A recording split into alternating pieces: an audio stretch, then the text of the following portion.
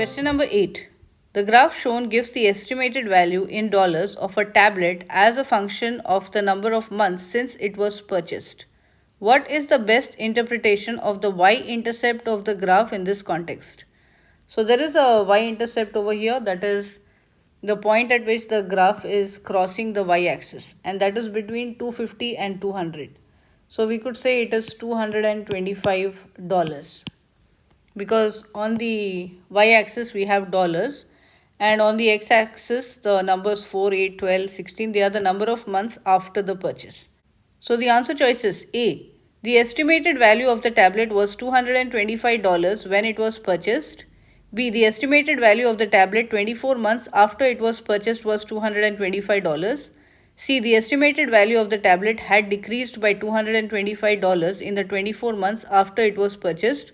Or D. The estimated value of the tablet decreased by approximately 2.25% each year after it was purchased. If you observe, the value is $225, 0 number of months after it was purchased. Or in other words, when initially it was bought, it was $225. So which should we choose?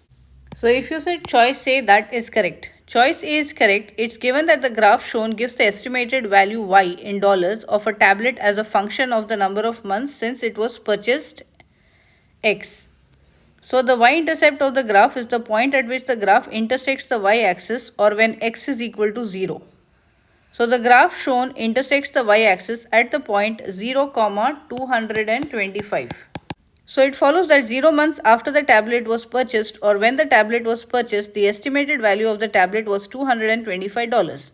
Therefore, the best interpretation of the y-intercept is that the estimated value of the tablet was $225 when it was purchased. B is incorrect. The estimated value of the tablet 24 months after it was purchased. If you see 24 months later, it is just $50. It's not $225. So that's not correct. Choice C is incorrect. The estimated value of the tablet had decreased by 225 minus 50 in 24 months. So again, if you see after 24 months, it is $50 now.